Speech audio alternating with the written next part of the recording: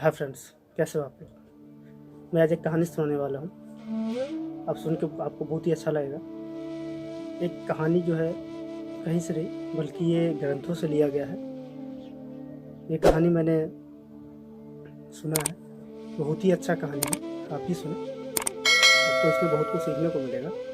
तो आपको बता दें, एक राजा था।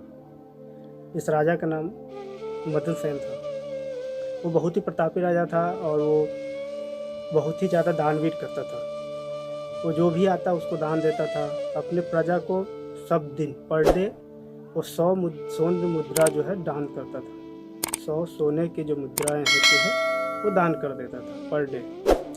ऐसे करते करते बहुत दान किया। उसके राजा को सब लोग बहुत चाहते थे क्योंकि वो दान ज़्यादा देता था। इसे आपको बता दें कि उसके जो राज्य के लोग थे वो सुस्त हो गए। वो काम ही नहीं करना चाह रहे थे, काम भी नहीं करते थे, जिसके कारण उसके राज्य में अकाल जैसे स्थिति आ गई। खाना कोई नहीं खा पाता था। रीजन क्या था कि वो खेत नहीं जोतता, उसे अनाज नहीं निकाल पाता था। और लोग अनाज लेने क्यों जाए, क्योंकि उसके पास पैसे थे। वो मदिरा पी करके, ऐसे घूम करके ऐसे ऐसे काम करते थे जैसा नहीं करना चाहिए था उसको। वो सब करके वो अपना समय बिता रहा था। एक दिन उस राजा के पास एक देवता पहुंचे और वो देवता राजा से बोले, आप बहुत प्रतापी हो, आप मुझे भी भिक्षा दो। तो एक साधु के भेष में गए थे।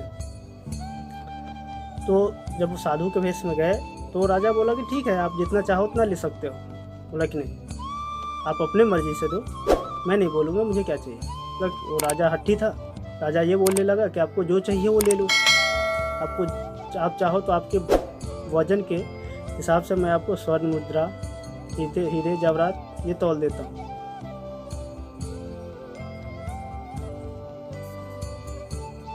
तो राजा ने ऐसे ही कहा और उसको बोला कि आपके वजन के हिसाब से जितना आपको चाहिए उतना आपको संपत्ति में दूंगा।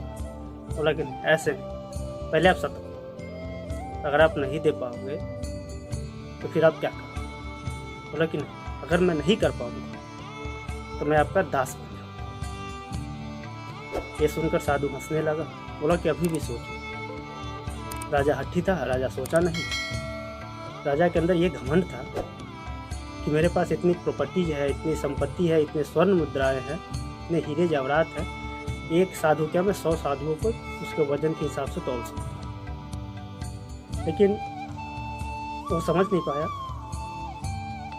और साधु को एक तराजू के एक तरफ बैठा दिया और उसके घर में जो हीरे जवाहरात सोने मुद्रे थे वो लाने लगा और उसको तौलना स्टार्ट कर दिया। उसके घर के जितने भी हीरे जवाहरात सब थे वो डल गए, लेकिन वो साधु टस से मस नहीं हुआ।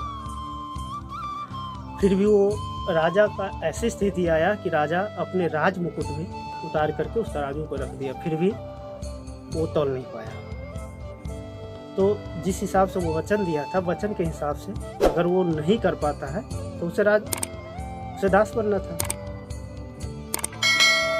फिर भी वो राजा हट पे अड़ा रहा कि नहीं, मैं दास नहीं बन सकता, मैं ला के दूंगा, मैं जहाँ से ला के दूँ मैं ला के दूंगा। फिर वो नहीं माना। जब उसके पास जो धन की लक्ष्मी थी उसे बुलाया। धन की लक्ष्मी ने जवाब दे दिया कि भाई तुमने राज हार चुके हो, अब तुम्हारे अधीन में नहीं हूँ। फिर लास्ट में हार करके वो दास स्वीकार कर लिया